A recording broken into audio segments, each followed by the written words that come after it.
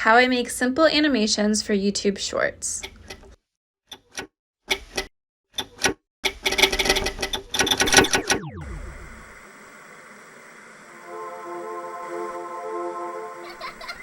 Let's make a fun animation the cutievision way. I'll walk you through my process, starting with the brainstorm, then production, post-production, and finally the upload. But before all that, set your goal. A goal will center you through the ups and downs of the typical time-consuming process of animation. My goal is to number 1, improve my knowledge of software. And number 2, publish art regularly.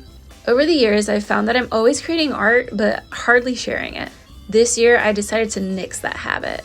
It's time to come up with my next short. Let's brainstorm. In line with my goal number 2, to produce art regularly, I keep in mind to make any animation 30 seconds or less. In comes a handy dandy sketchbook. I had the idea to put my comics cast members in archetypal RPG roles for another OC art indulgence. For the first character, I wanted my OC to take off her helmet and smile at the camera. I drew new designs for her paladin costume, and in that process, I also drew her in her civilian clothing on the journey to capture the right vibes. So I attempted to animate this design to discover it was pretty hard, and I really just needed to focus on my goal number 2, publish regularly. Then I thought it'd be fun to check in on my skills and do another fashion animation. I wanted to compare my growth against an animation I made about 5 months earlier. Since I'm obsessed with drawing my OCs in fashion anyway, I took the sketchbook designs from earlier and referenced them heavily when it came to bringing my project idea to a digital canvas. It's time for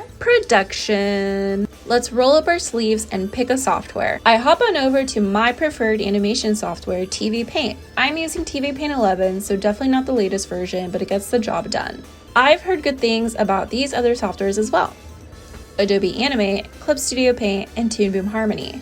I've also seen people make really cool stuff in Flip-a-Clip and even a Nintendo 3DS. I might review these in a future video. In TV Paint, first, I sketch my idea into the first frame. Then I sketch a second pose to go before or after the initial sketch. We'll call these Pose A and Pose B. In between Pose A and Pose B, I do a mix of straight ahead and pose-to-pose animation depending on my goal, watching the spacing between each frame carefully. I struggle with spacing, so that's where these short animation projects come in handy. I can improve at spacing in each of my attempts. Finally, time to clean up these frames. I commit to line work on these poses and try to remember the goal is not perfection, but it's clarity. For example, can my audience tell this hand is a hand, or does it look like crab claws? I tend to use crab claws as a shorthand while quickly sketching figures, but I know a thoughtful attempt at a hand is way more satisfying for me to look back on. Timing! Timing and spacing work together to reach your vision.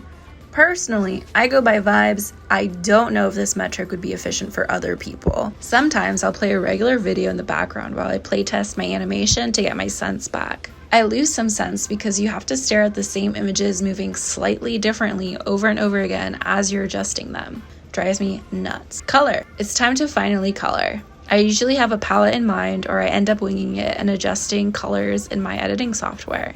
In TV Paint, a smart bucket tool will fill your clothes shapes for you. Sometimes I have to jump back to the line art layer to secure a clothes shape for my intended color fill. This process is pretty repetitive but soothing, like how people look forward to mowing their lawn while listening to music.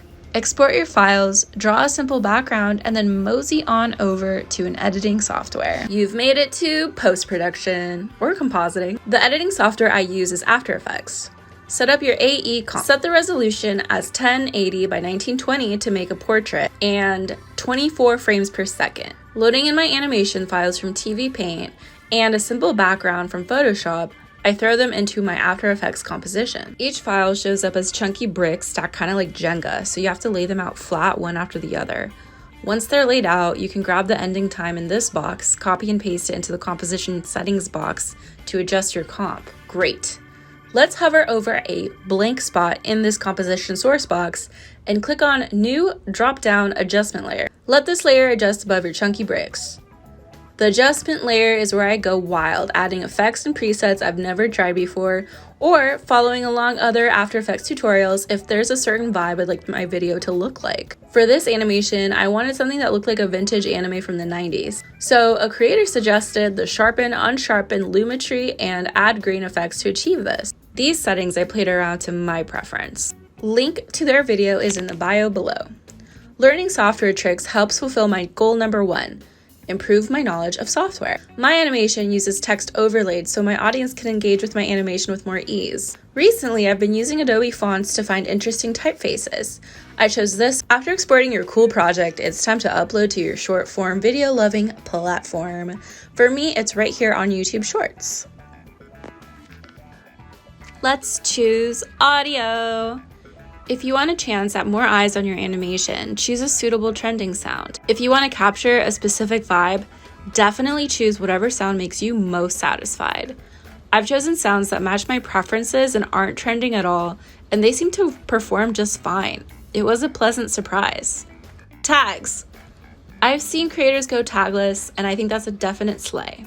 However, because my channel is so small, I want to rope in more people who might be into my art or my vibes, and I'd like them to come across my work, which is why I do use tags. They seem to work when I compare them to when I post the same project that has no tags. But that's just been my experience. So the time has come. I've thrown my video into the nether. I've learned that I wasn't super satisfied with any particular audio that was available at the time, so I decided that my next animation after this one would follow along with a sound this time. I made a simple 5-second animation immediately after to fulfill this desire, which goes to show you never know what you could make next, so give it a go. Here's a cutie tip.